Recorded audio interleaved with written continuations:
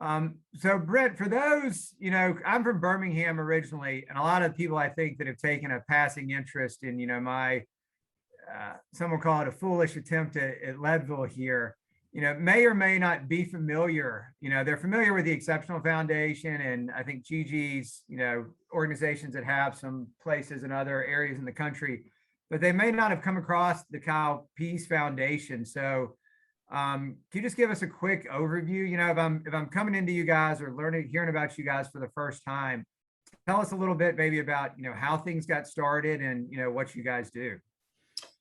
So what the core of what we do is inclusion, and that has been something that has kind of been amplified in the last 12 months. But for us, it was about including people with disabilities. So my brother Kyle, who started the foundation, was born with cerebral palsy with spastic quadriplegia. So he lives his life in a wheelchair.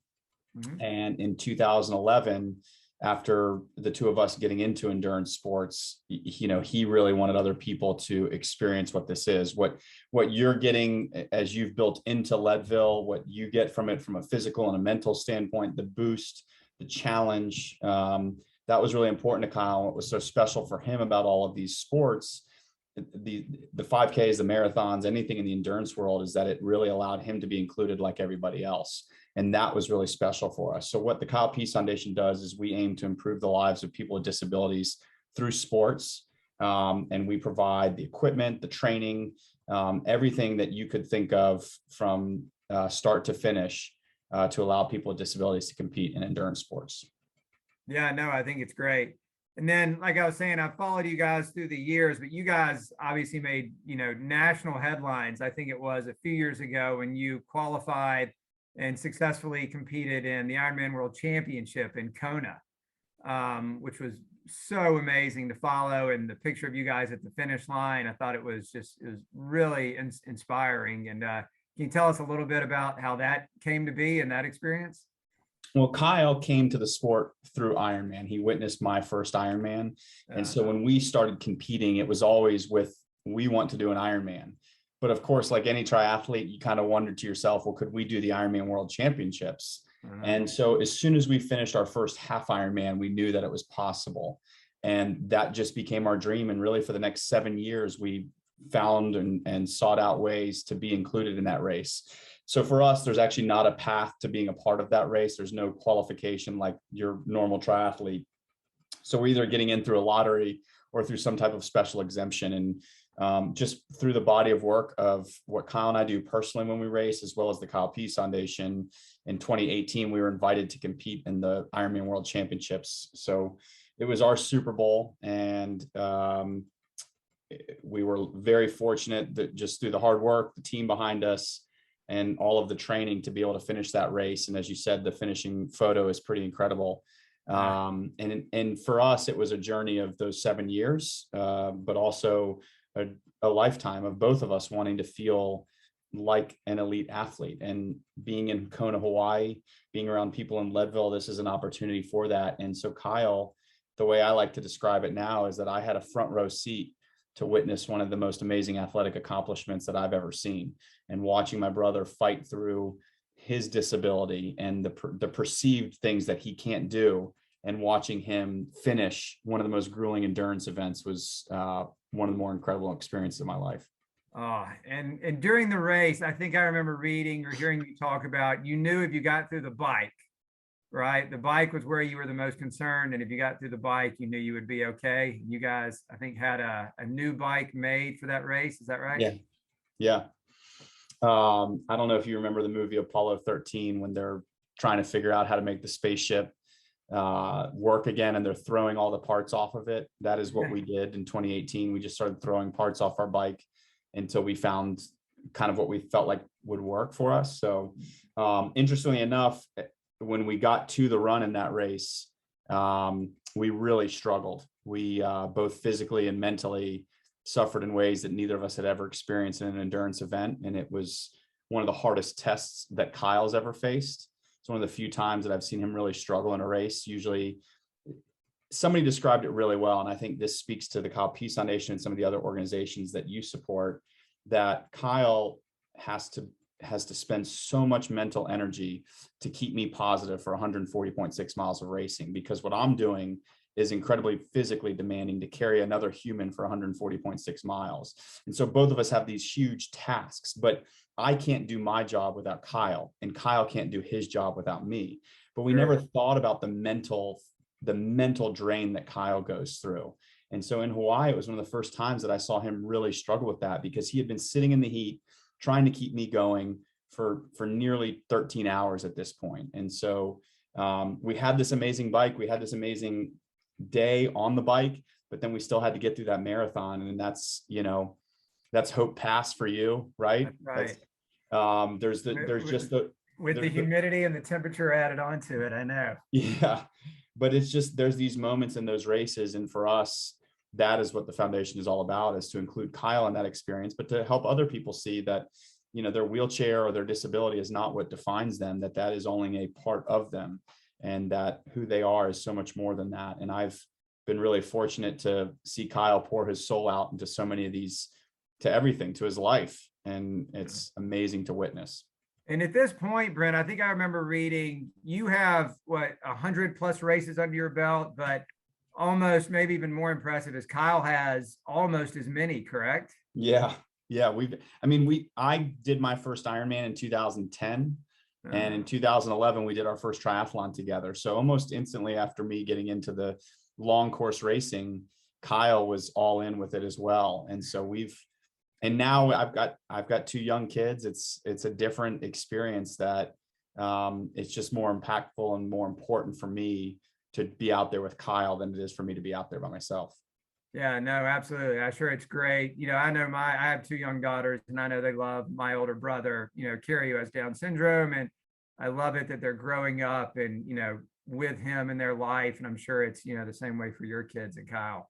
For sure. It's not, to them, it's normal. There isn't, that is That's just, it's how you treat people. There's people like that. Like, this is not something they're seeing for the first time at 7, 8, 9 years old. They've just always been around it. That's just Uncle Kyle. Yeah, it's all they've ever known. It'll serve them all well, I think growing up. Tell me about, obviously COVID had a significant impact on, I think, everybody, but certainly, the nonprofit community. You guys, I know all the races last year, everything I was signed up for. I was actually signed up for Leadville last year. Got canceled, late April, early May, whatever it was, along with I think the whole Ironman calendar for the second half of the year, full 70.3, everything was canceled. How did you guys manage last year? Well, it stung, that's for sure. But I think a lot of people might have similar sentiments to last year. I mean, for us, a lot of the people that we serve fall into the higher risk categories. And so at the beginning, we certainly did not want to create any unnecessary risk for our athletes or their families. And so for the first 6 weeks when we had shelter in place, we did absolutely nothing with the foundation. And then as things slowly opened up, events still weren't coming back online. Mm-hmm. And so that part made it easier. But in August, about a year ago, we did a virtual event. So we signed up to be part of this kind of virtual race that was happening around the country.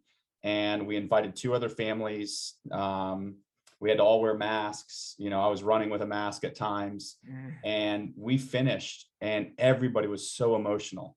And we realized that it was August and we hadn't seen people since March. And it was the first interaction that so many of these families had had. I mean, one of the girls who's nonverbal was crying.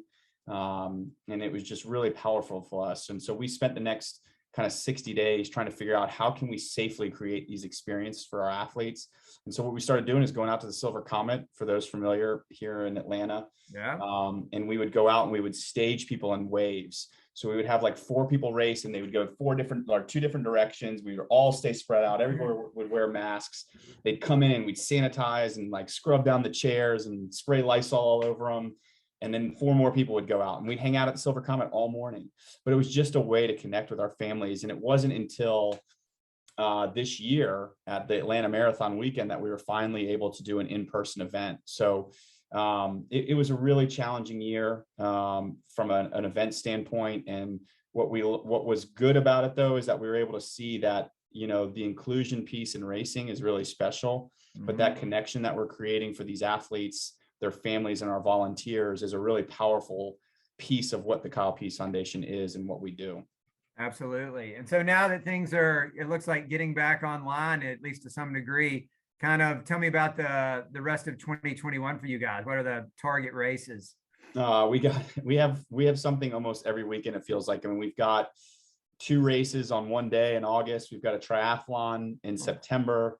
We've got several other 5Ks between then and October. And then October 11th, we actually have 3 teams from the foundation going to the Boston Marathon. Nice. It's the first group of athletes that we've ever been able to send, which is really cool. And then Kyle and I are doing Ironman Florida in November. Okay. And then we close it out with a Thanksgiving half marathon and a jingle jog in December. And then we catch our breaths and load up for the next year. So, normally in a normal year, we would be doing, 25, 26 events. I feel like this year, even with March, we're sitting right at about 22 or 23. So we basically have a full calendar of events this year. And it's been wonderful to just be able to get back out there together. That's amazing. And are you seeing other people take on, like I remember, I think 2 years ago, Tim Myers took on Augusta 70.3, and did an amazing job. But are you seeing other people step up to those, longer distances? Well, what we've learned is that it's actually the unique athlete first. So there's a lot of Tim Myers in the world that are capable or have the desire to do that. Yeah. But there's not as many Kyles or Justin or athletes that want to take on some of those bigger challenges. And so we've been more purposeful in how we've thought about that. So these 3 athletes going to Boston are 3 athletes that wanted to go out and try and run as fast as they could because they had to qualify under the same standards as everybody else.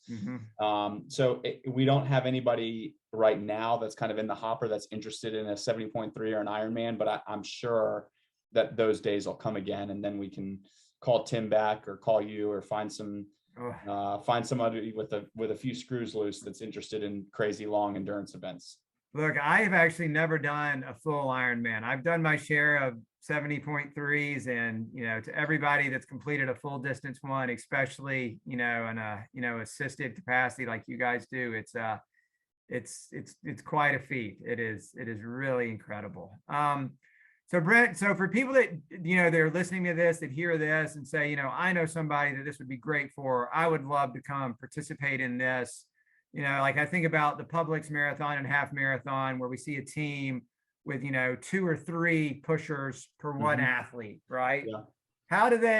What's the best way for them to, learn more? Obviously, the website, how do we get the word out and get some potential athletes involved? Mark, we've been really fortunate over the years that we meet people like yourself that have big hearts and want to serve others. And we get a phone call like the one we got from you saying, hey, here's my idea. Here's what I want to do. And so you're already helping us. You're creating a conversation for people to learn about the Kyle Pease Foundation and some of these other wonderful organizations that you're supporting. So that's the first piece is have people out there creating those conversations, those dialogues, but then we try to make it as easy as possible. So if you just go to kylepeasefoundation.org, you can sign up for any of our events. You can fill out our helper application on the About Us page. There's some helper application links and athlete application links, all the connections to our social newsletter. So we try to put that information out in as many places as possible, just like everybody else. But we're fortunate that because of what we do, we have a very engaged audience that is always looking for those opportunities. And like I said, when you've got 26 events a year, there's no shortage of a volunteer need for people to come out and support somebody like Kyle. Well, I can't wait to hop in an event next year. I've kind of got my eye on Publix. The half marathon, I think, at least for the time being, my longer running days are gonna need to take a break. But we all say that, I think, as we get to the end of our kind of target events for the year, and then I don't know if you remember that shirt, Mark. This sounds very good for you. A few years ago, it said, "That's a horrible idea. What time?" Exactly. It was, very popular in the triathlon circuit.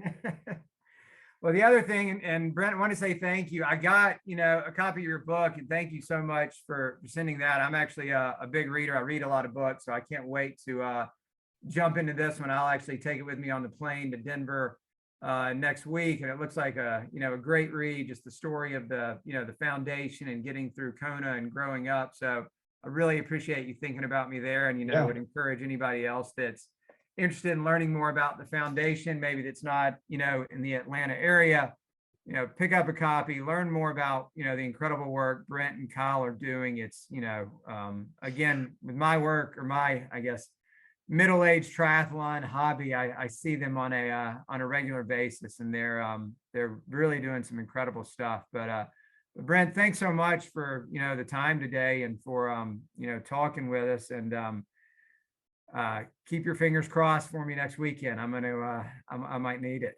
There'll be people, there'll be a lot of people rooting for you, Mark. So thanks for including us in this, and best of luck to you.